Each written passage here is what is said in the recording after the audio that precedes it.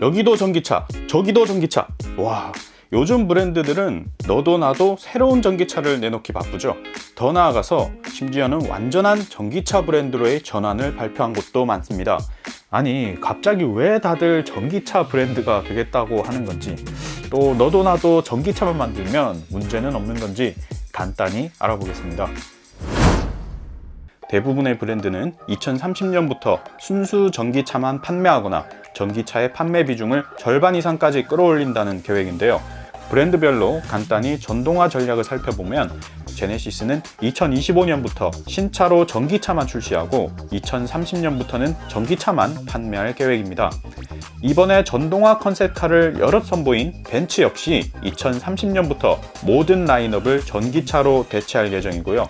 볼보 역시 2030년부터 전기차만 판매한다는 계획을 갖고 있습니다. GM은 이들보다 다소 늦지만 2035년부터 완전한 전기차 브랜드로 전환합니다.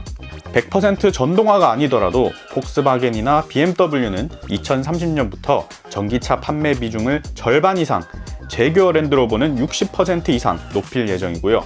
지프, 크라이슬러, 푸조, 시트로엥, DS 등이 속한 스텔란티스 그룹은 2025년부터 모든 신차를 전기차로만 출시할 예정입니다.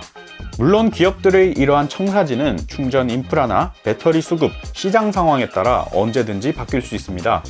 목표는 목표일 뿐이죠. 하지만 내연기관이 사라지고 전기차가 그 자리를 차지하는 경향은 확실해 보이고 멈추기 어려울 것 같습니다. 앞서 설명에서 다소 공통적인 부분을 느끼셨나요? 바로 2030년입니다. 대부분의 브랜드가 완전한 전기차 브랜드로 전환하거나 전기차 라인업을 늘리는 원년을 2030년쯤으로 정하고 있는 것을 확인할 수 있는데요. 브랜드들은 왜 이렇게 빠르게, 그리고 왜 하필 2030년에 전기차 브랜드로 전환하고자 하는 것일까요? 여기에는 다양한 이유가 있겠지만 가장 큰 원인 중 하나는 유럽과 미국에 있습니다. 유럽연합은 지구 온실가스 배출량 감소를 포함한 환경 문제를 해결하기 위해 피트4 55라는 법안을 발표한 바 있습니다. 이 피트4 55에는 2030년까지 유럽의 온실가스 배출량을 1990년 대비 55% 줄이는 것을 목표로 하고 있습니다. 여기엔 2035년부터는 아예 EU 내에서 휘발유 및 디젤 엔진을 장착한 신차 판매를 사실상 금지하는 내용이 포함되어 있죠. 미국도 마찬가지입니다. 조 바이든 미국 대통령은 2030년까지 미국에서 판매되는 신차의 절반을 전기차로 전환하는 목표를 담은 행정명령에 서명한 바 있습니다. 이에 따라 미국 브랜드인 GM, 포드, 스텔란티스를 비롯해 북미를 주요 시장으로 하고 있는 현대, 기아, 토요타 등이 전기차 판매 비중을 급진적으로 늘리겠다는 계획을 가지고 있는 것이죠. 굳이 다양한 규제가 아니더라도 전기차의 보급을 늘려야 할 이유는 많습니다. 대표적인 게 환경 파괴죠. 기존 내연기관 자동차들이 뿜어내는 탄소는 지구온난화 등 다양한 기후 문제를 일으킵니다. 자동차를 만드는 데 사용되는 부품을 비롯해 유지하는 데 필요한 각종 오일 등은 지구 환경오염을 일으키기도 합니다. 최근 출시되는 전기차들이 대부분 재활용이 가능한 친환경 소재를 사용하는 것도 이 때문이죠.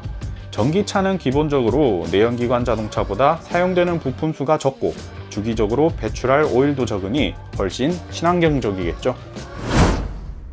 아무리 전기차가 친환경적이라지만 모든 브랜드들이 이렇게 빠른 속도로 전기차만 내놓는다면 글쎄요, 발생하는 문제는 없을까요?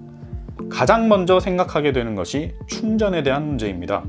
전기차에 대한 기술이 발전한 요즘도 충전하는 데는 최소한 몇 분에서 많게는 몇 시간이 걸리기도 하죠. 충전도 오래 걸리는데 충전해야 할 전기차까지 엄청나게 많아진다면 생각만 해도 스트레스 받네요. 전기차가 늘어날수록 충전 인프라를 많이 구축해야 되는 이유입니다. 하지만 충전 인프라를 또 무조건 늘릴 수도 없죠. 그렇지 않아도 여름에 전기가 부족하다고 하는 지금 상황에 그 많은 전기차를 충전할 전력이 추가로 필요한 셈이니까요. 또 다른 문제는 이 전기라는 에너지가 완전한 친환경 에너지는 아니라는 것이죠. 전기차가 기하급수적으로 늘어나면 필요한 전력량도 어마어마하게 늘어날 것이고 결국 그 전력량을 감당하려면 발전 시설을 훨씬 많이 마련해야 합니다. 여러분도 아시겠지만 우리나라 전력 생산의 대부분을 감당하는 원자력이나 화력 발전은 친환경 발전이 아닙니다. 자동차가 발생시키던 탄소를 발전 시설에서 그대로 발생시키는 셈이죠.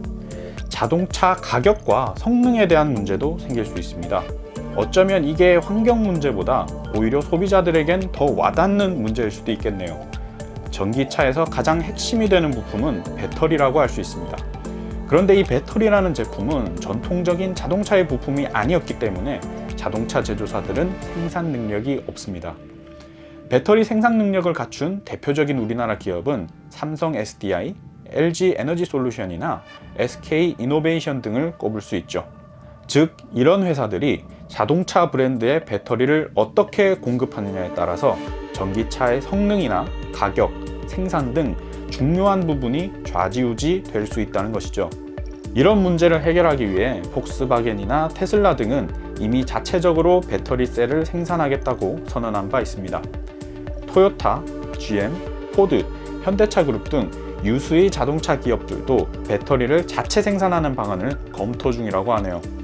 전기차는 사회 경제적으로도 적지 않은 영향을 미칠 수 있습니다. 전기차는 지금까지 내연기관 자동차와 다르게 사용되는 부품이 적고 유지 관리에 필요한 부품도 적죠. 때문에 일각에서는 2050년쯤 자동차 부품 업체의 37%가 사라질 수도 있다고 이야기합니다.